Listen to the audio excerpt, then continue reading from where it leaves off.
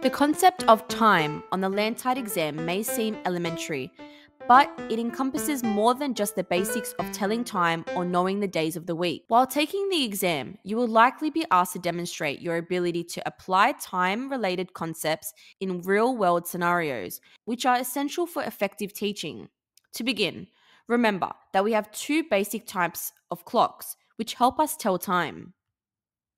On the left, we have what's called an analog clock, and then on the right side, we have our digital clock. Analog clocks typically have hands, where the little hand, the shortest, shows the hours. The big hand, the longest, shows the minutes. And the thin hand shows the seconds. Moving to the right side, remember that the digital clock first shows the hours and then shows the minutes. Alright, great. Next, let's prep you for converting time between a 12-hour clock versus a 24-hour clock. Examine the table presented on the screen. Pause the video and try to fill in the blanks. Once you're ready, push play to receive the solutions. Excellent. Ready? Now, pause the video to have a look at the solutions. Can you explain in your own words how to convert the time from a 12-hour clock into the time used for a 24-hour clock? For me, I'd say, if the time is in the morning, AM, the time stays the same when converting to the 24-hour clock. And the key difference is that the 24-hour clock doesn't use AM or PM, so you simply drop the AM. That being said, for times in the afternoon or evening, PM, you need to add 12 to the hour to convert it to the 24-hour format.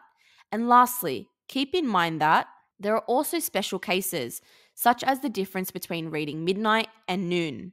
In the 24-hour clock, midnight is represented with the zeros, and keep in mind that noon stays the same in the 24-hour format, represented as 12 o'clock. Excellent work so far, future teacher. Let's move to the next topic, which is elapsed time, which is the amount of time that passes from the start of an event to the end of the event. On your LANTITE exam, you'll likely encounter questions that require you to calculate the duration between two times or determine the start or end time given a specific duration. Let's have a closer look now. Read the scenario-based question on the screen, pause the video, and try your best to find the correct solution. When you're ready, push play, hear the explanation. Great, let's go over this. On test day, always start by writing the information that you know. In this case, we can write down the start and end times. For this problem, we will subtract the start time from the end time, and we can find that the assembly lasted 1 hour and 30 minutes.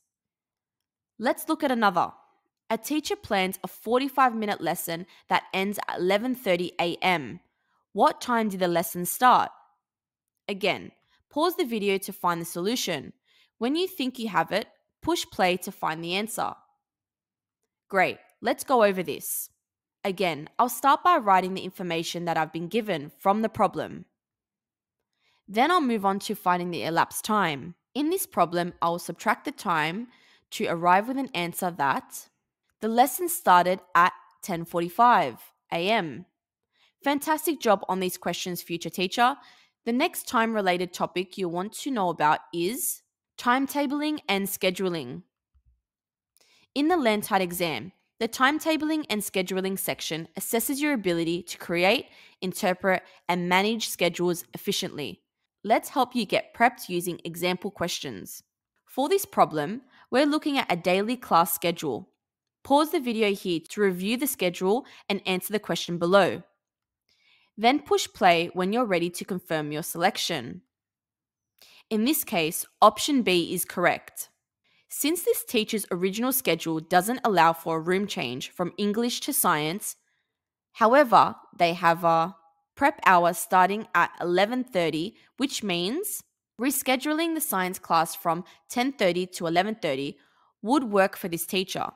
Understanding and converting units of time is vital for the LANTITE exam. You will need to be adept at converting between different time units and applying these conversions in problem-solving scenarios.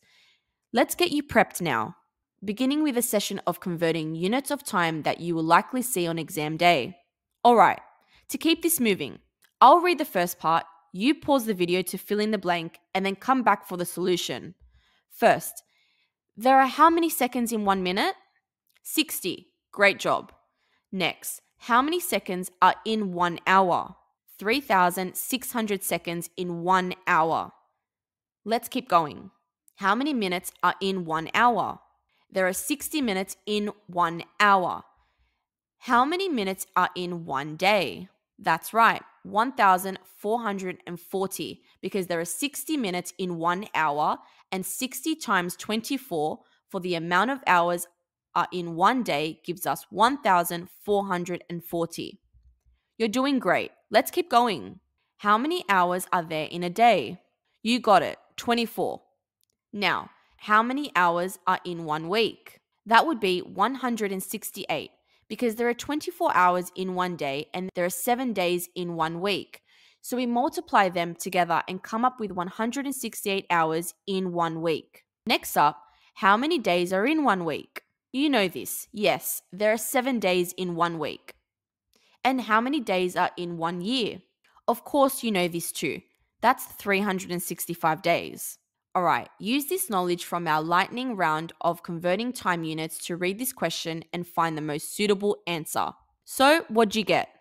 To me, it looks like answer option A, 2 hours and 30 minutes is the only one that fits. And that's because we can convert minutes to hours and minutes by asking ourselves how many times 60 can go into 150, which is 2, meaning 2 hours.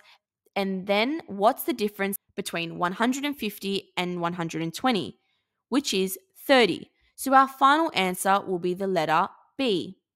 In the LANTITE exam, you may encounter questions in relation to calculating time based on speed and distance. So let's make sure you understand the key concepts related to speed and distance. Before showing you, can you recall time formula? Take a moment to see if you can still remember it. Alright, we measure time by taking distance divided by speed. You want to know this because your exam may ask you to calculate how long it takes to travel a certain distance at a given speed. For example, a car travels a total distance of 150 kilometers. For the first 50 kilometers, the car travels at a speed of 50 kilometers per hour. For the remaining 100 kilometers, the car slows down and travels at a speed of 25 kilometers per hour. How long does the entire journey take? Pause the video here to find your solution. Ready? The correct answer here is letter B, 5 hours, and that's because going 50 kilometers per hour eliminated the first 50, so the person had 100 kilometers remaining. To travel 100 kilometers moving at a speed of 25 kilometers per hour would take an additional 4 hours. Now, we can add the first hour and the 4 additional hours to reach a total of 5 hours traveled.